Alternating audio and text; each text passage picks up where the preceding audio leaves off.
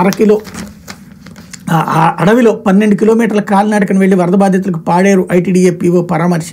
అల్లూరు సీతారామరాజు జిల్లా గూడెం కొత్త వీధి మండలం చట్రపల్లి గ్రామంలో వరద బాధితుల పరిస్థితిని తెలుసుకునేందుకు యువ ఐఏఎస్ అధికారి పాడేరు ఐటీడీఏ పీఓ వి అభిషేక్ అటవీ ప్రాంతంలో ఏకంగా 12 కిలోమీటర్లకు పైగా కాలినడకన వెళ్లారు.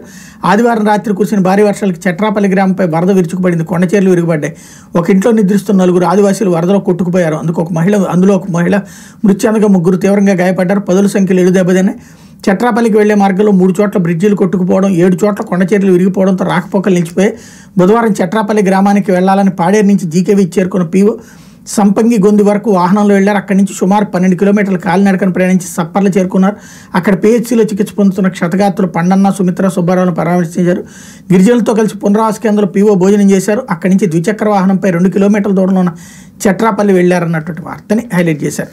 అయితే పరారీలో విశ్రాంత ఐపీఎస్ అధికారి విజయపాల్ అంటూ విశ్రాంత ఐపీఎస్ అధికారి విజయపాల్ పరారీలో ఉన్నారని దర్యాప్తు అధికారులకు అందుబాటులో లేరని పోలీసుల తరపున సీనియర్ న్యాయవాది సిద్ధార్థ లోద్రా పబ్లిక్ ప్రాసిక్యూటర్ మెండ లక్ష్మీనారాయణ హైకోర్టుకు నివేదించారు. నోటీసులు ఇచ్చేందుకు అధికారులు పలుసార్లు పిటిషనర్ ఇంటికి వెళ్ళినా ఆ ఇంటికి తాళం వేసి ఉంటుందని తెలిపారు. దర్యాప్తుకు సహకరించని వారు ముందస్తు బెయిల్ పొందేందుకు అనర్హులని పేర్కొన్నారు.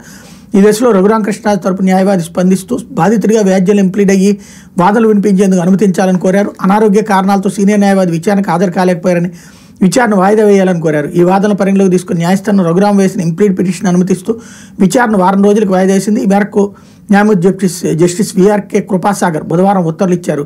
అంతకుముందు పిటిషనర్ తరపు సీనియర్ న్యాయవాది వీరారెడ్డి స్పందిస్తూ వాదనలు వినిపించేందుకు తాము సిద్ధంగా ఉన్నామని తెలిపారన్నటువంటి వార్తని హైలైట్ చేశారు.